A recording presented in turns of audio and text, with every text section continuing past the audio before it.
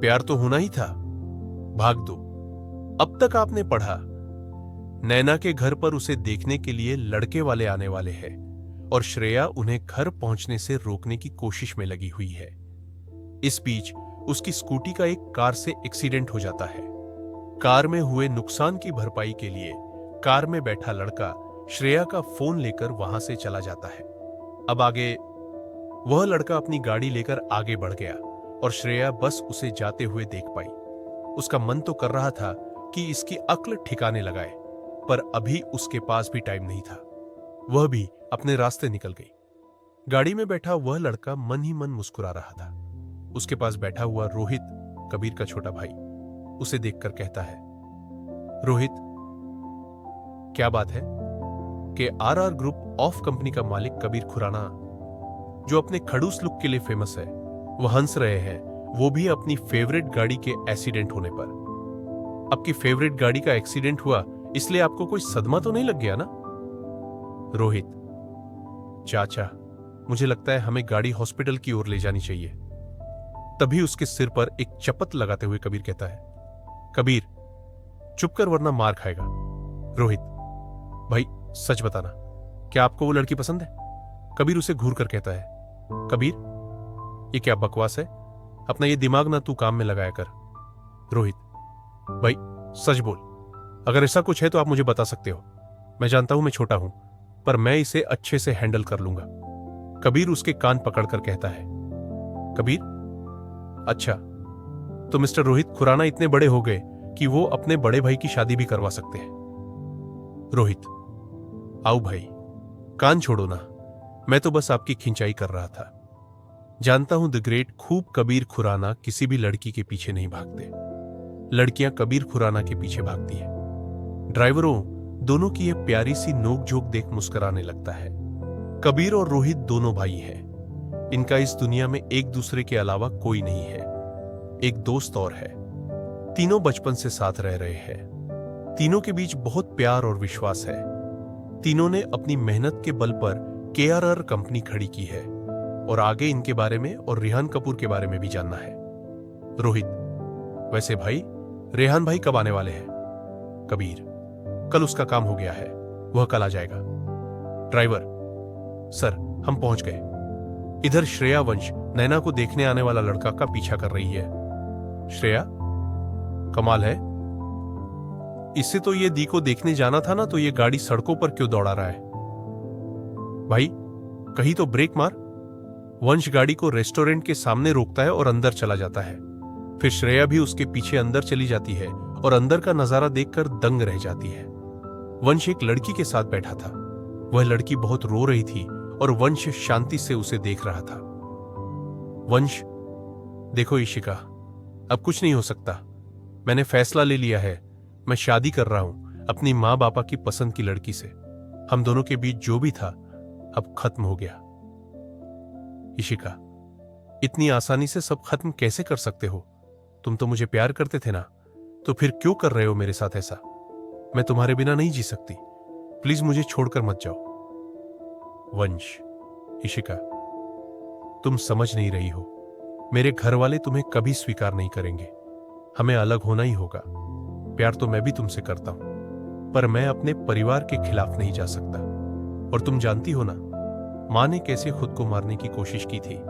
अगर मैंने उनकी पसंद की लड़की से शादी नहीं करी तो वह खुद को ठेस पहुंचा सकती है, और मैं ये बिल्कुल नहीं करना चाहता।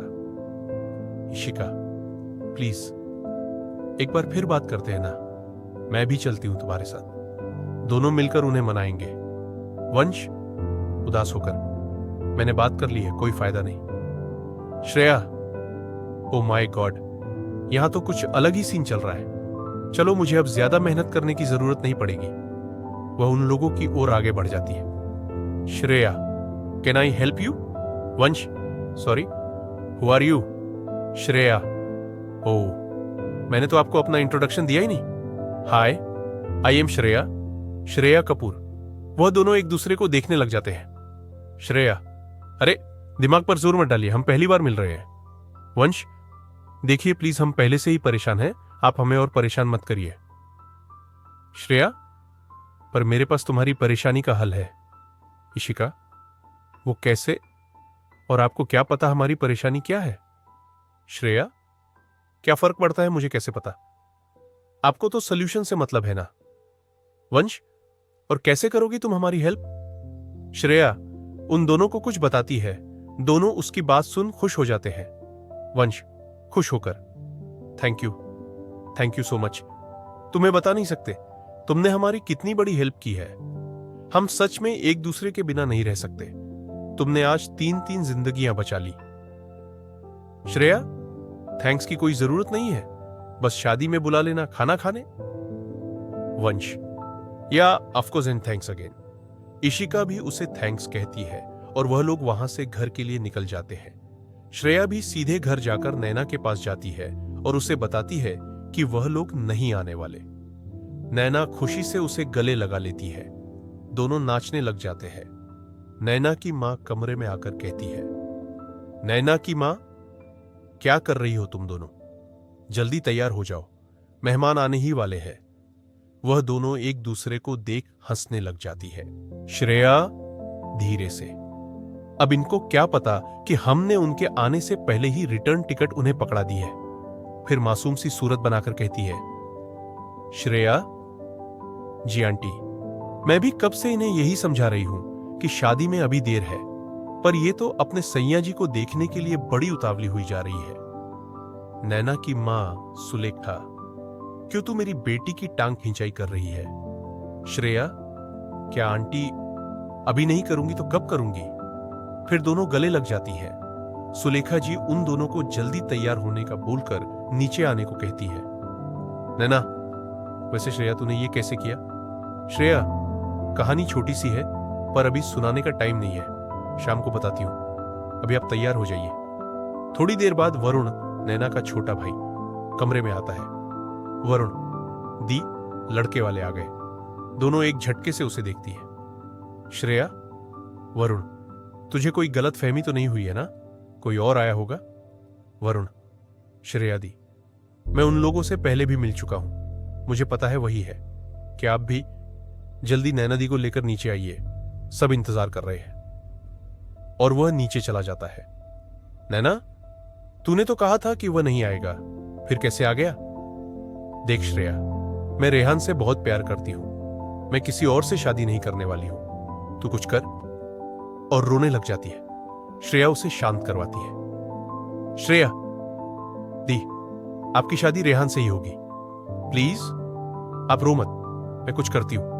पर अभी हमें नीचे जाना होगा वरना अंकल यहां आ जाएंगे। आप टेंशन बिल्कुल मत लो, मैं हूं ना, कुछ करती हूं। और नैना को लेकर नीचे चली जाती है। श्रेया वंश को देख इशारे में पूछती है कि क्या होगा।